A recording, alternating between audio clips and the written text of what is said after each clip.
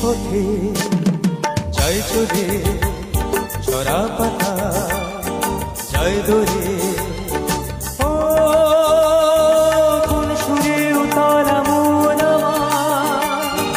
আমার শেখাছি না সে দূরে তবু যাচ্ছে যে এই পথে জয় চলে ছড়া পাতা।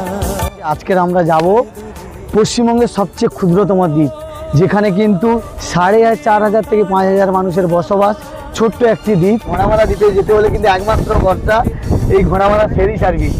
এই ফেরি সার্ভিসে করে যাচ্ছি। আর ফেরি সার্ভিস কীভাবে চলে দাদার কাছ থেকে জেনে নেবো। দাদা কেমন আছো? ফেরি সার্ভিস কেমন চলে? সকালে স্টার্টিং কখন হয় আর শেষ কখন হয়? সকালে স্টার্টিং ওখানে ঘোড়ামারা থেকে 5:30টায় শুরু হয় আর শেষ হয় কখন? শেষ 5টায়। লট নম্বর 8 সন্ধ্যায় 5টায়। ভাড়া কত টাকা? 13 টাকা। 13 টাকা ভাড়া।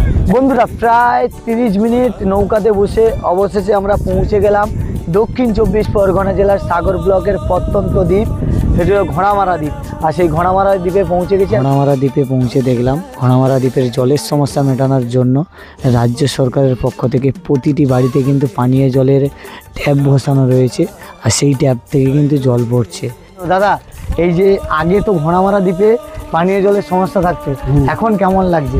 ভালো দ্বীপ। আগের ঘোড়ামারা দ্বীপ আর এখন ঘোড়ামারা দ্বীপ আগে কি হয়েছে জানি না, এখন কিন্তু অনেক উন্নতি হচ্ছে, অনেক উন্নতি রাজ্য সরকারের উদ্যোগে। মানে পুরো খুশি তুমি?